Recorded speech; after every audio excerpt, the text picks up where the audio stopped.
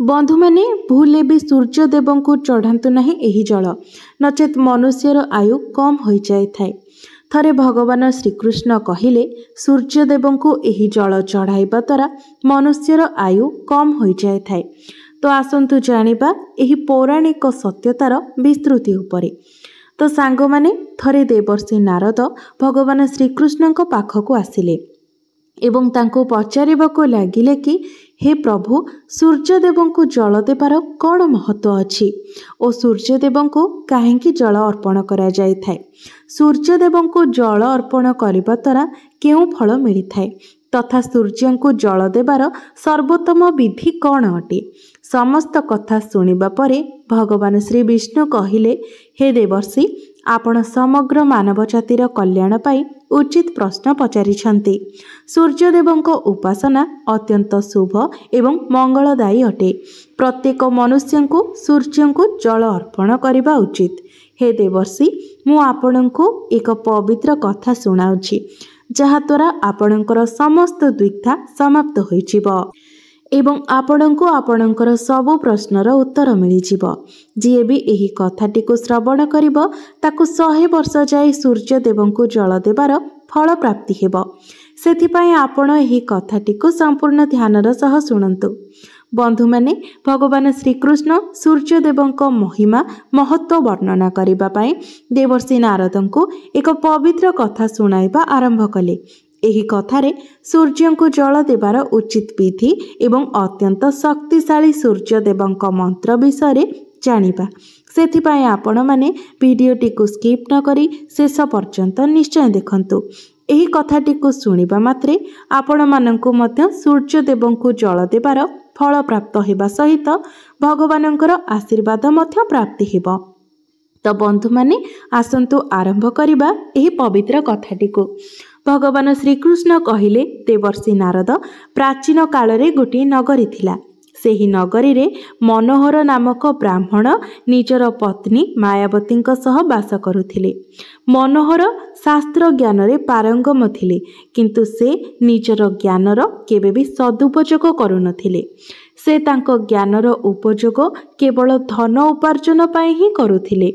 मनोहर निज जीवन रे केबे दान धर्म करिनथिले, केबे भी सूर्यदेव को अर्घ्य अर्पण करुनथिले। से अत्यंत स्वार्थपर और अहंकारी स्वभावर लोक थिले।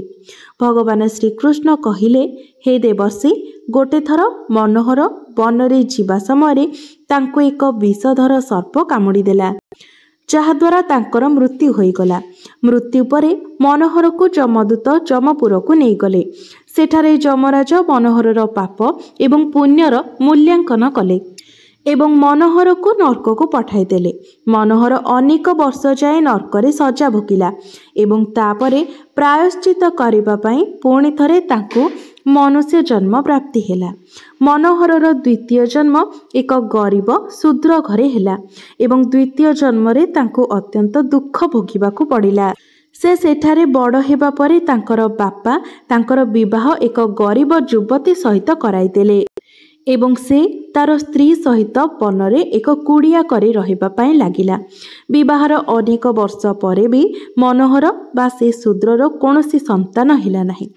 सेथिपाई से आहुरी भी अधिक दुखी रहिबाको लागिला किंतु एतिकिरे तार दुख समाप्त हिला नहीं। किछि वर्ष परे दैव जोगरे तार शरीर रे एक भयंकर रोग उत्पन्न हिला एवं से भयंकर कुष्ठ रोगरे पीड़ित होईगला। तार शरीर रे अगणित क्षत सृष्टि हेला आउ सेथिरु पूच पानी बाहरिबाको लागिला।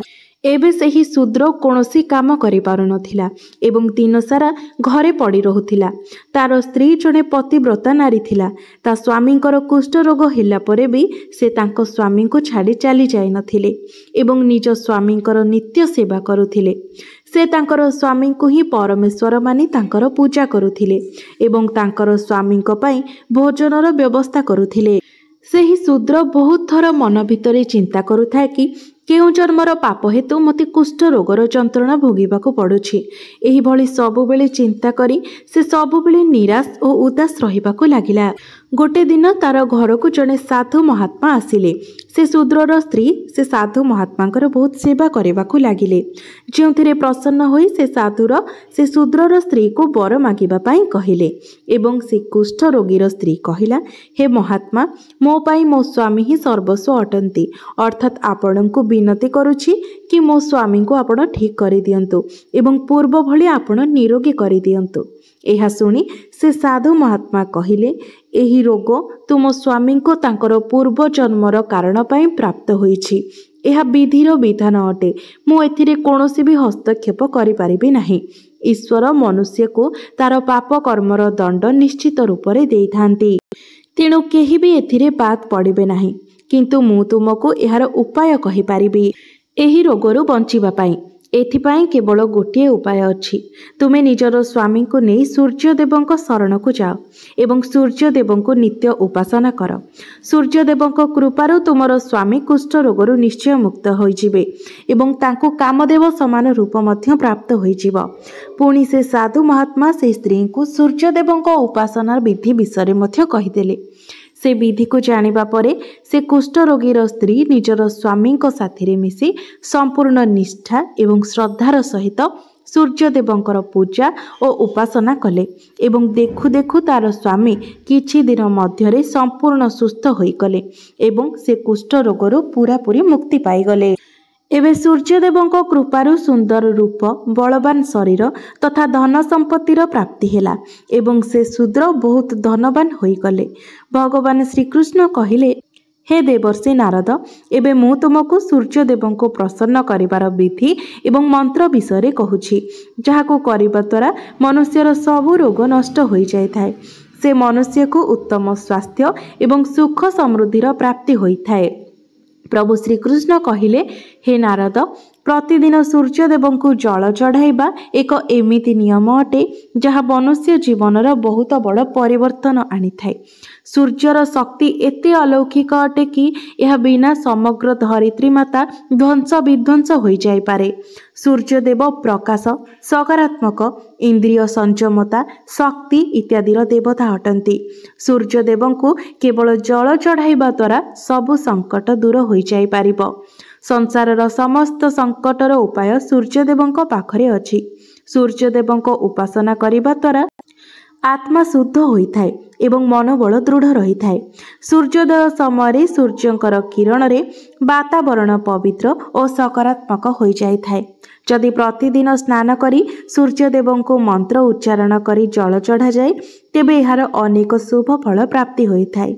जातकरे अन्य ग्रह मानक भली सूर्यंकर मध्य शुभ एवं अशुभ स्थिति रे रहिबा द्वारा जीवन उपरे एहार अनेक शुभ एवं अशुभ प्रभाव पड़ी थाए। जातकरे सूर्य शुभ स्थान रे रहिले मनुष्य को समाज रे भरपूर मान सम्मान, जश और प्रसिद्धि मिली थाए। किंतु जातकरे जदि सूर्य अशुभ स्थिति रे रहंती तेबे एहार विपरीत परिणाम भोग करिबाको पड़िथाए। सेथिपाई जातकरे सूर्यंकर स्थिति मजबूत करिबाको हेले ज्योतिष शास्त्र रे किछि एमिति जिनिस विषय कुहा जायछि जाहाको पानी रे पकाई सूर्यंको अर्घ्य देबा द्वारा शुभ परिणाम प्राप्त होइथाए। किंतु बंधु माने किछि मनुष्य सूर्यंको जल देबा समय बहुत भूल करि बसंती। सूर्यंको जल देबा समय महत्वपूर्ण नियमर पालन करती नहीं। भूल पद्धति रे अर्घ्य दे सूर्यदेवଙ୍କୁ अपमानित करिबा उचित नुहे, नचेत मनुष्य को अनेक कष्टर सामना करने को पड़ पारे। एवं एथि सहित केवल सूर्यदेवଙ୍କୁ जल देले फल प्राप्ति होई न थाए। सूर्यଙ୍କୁ जल देबा समय नियमर पालन करी सूर्यदेवଙ୍କ मंत्र जप करिबा भी आवश्यक अटे। तापरे जाई सूर्यदेवଙ୍କୁ जल देबार फल मनुष्य को प्राप्ति होई थाए। शास्त्र अनुसार सूर्यदेव असंतुष्ट हेबा परे मनुष्यर बुद्धि नष्ट हो जाए एवं ताको चारिआडे अपमानर सामना करने को पड़ी थाए।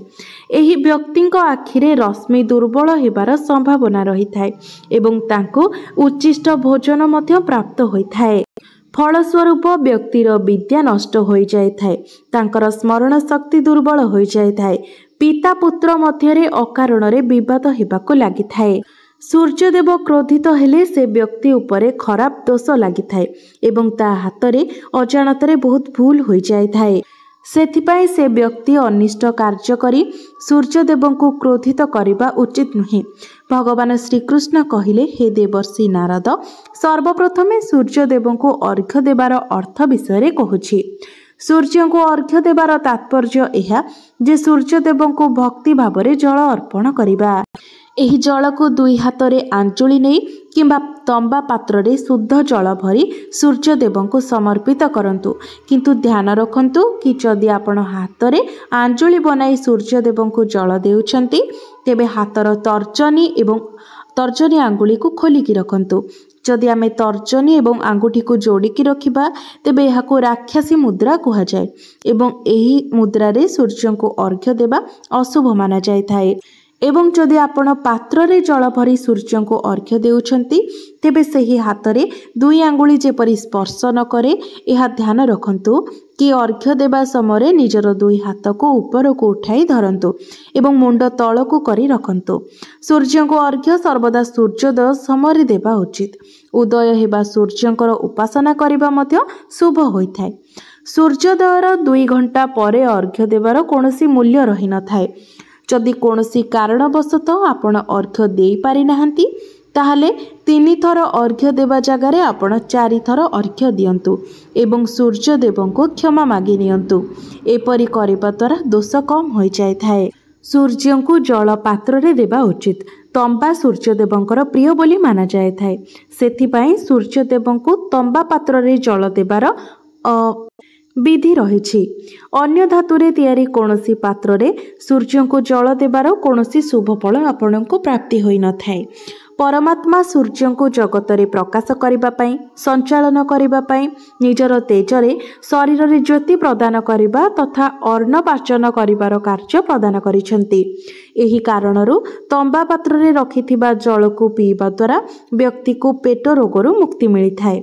ତମ୍ବା ପାତ୍ରରେ ଗଙ୍ଗା ଜଳ କିମ୍ବା ପବିତ୍ର ନଦୀର ଜଳ କିମ୍ବା ଶୁଦ୍ଧ ଜଳର ପ୍ରୟୋଗ କରନ୍ତୁ। ମାତ୍ର ଖାଲି ଜଳରେ ଅର୍ଘ୍ୟ ଅର୍ପଣ କରିବା ଉଚିତ ନୁହେଁ। ଜଳ ପାତ୍ରରେ ଜଳ ସହିତ ନାଲି ଫୁଲ, ରକ୍ତ ଚନ୍ଦନ ଓ ଅକ୍ଷତ ନିଶ୍ଚିତ ରଖନ୍ତୁ। ଆପଣ ଚାହିଁଲେ ଜଳରେ ଅଳ୍ପ ଘିଅ, ମହୁ, କ୍ଷୀର ବା ଗୁଡ଼ ଇତ୍ୟାଦି ପକାଇ ପାରିବେ। ସୂର୍ଯ୍ୟଦେବଙ୍କ ଅର୍ଘ୍ୟ ଦେବାର ଉଚିତ ସମୟ ହେଉଛି ଅର୍ଥାତ୍ ପ୍ରାତଃ କାଳରେ ସୂର୍ଯ୍ୟ ଲାଲ ରଙ୍ଗର ଦେଖାଯାଉଥିବା ସମୟରେ ଅର୍ଘ୍ୟ ଅର୍ପଣ କଲେ ସର୍ବଶ୍ରେଷ୍ଠ ଫଳ ମିଳିଥାଏ।